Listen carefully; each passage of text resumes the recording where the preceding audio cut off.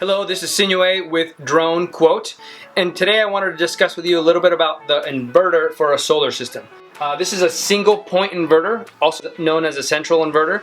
The make is a solar edge inverter. They are very common in the solar industry. Another inverter may be an SMA inverter, not quite as common, but also a central inverter. Another inverter that you may come across is what's called N-phase or a micro inverter. If you have a micro inverter system, there's one inverter underneath each individual panel wherever your panels are located. So you wouldn't actually have the inverter in your garage or next to your service panel.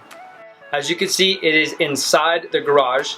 The other place it can be installed is outside next to the service panel.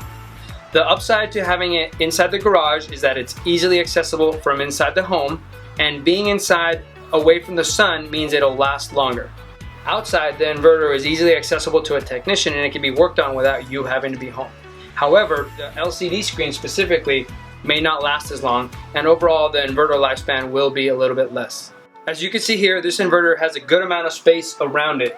And why that's important is because it does radiate a little bit of heat. You want to make sure it has a good amount of airflow, and in case it ever needs to get worked on, you don't ever want to have to do a lot of work yourself to access the inverter. Most central inverters will have an LCD screen of some kind. The solar edge inverter has it here, as you can see, and you can toggle between the different information sets by pressing this button underneath. If I go to this view here, I can see that today I've made 11 kilowatt hours. And for the year, I've made 3,900 kilowatt hours. Another way of looking at that is by looking at the Solar Edge application that tells me what's going on with my system. The monitoring application will give you different views as to your production on a day, week, month, or year period, and you could also compare your production on an annual basis to other years past. These components right here are for the monitoring of production of power.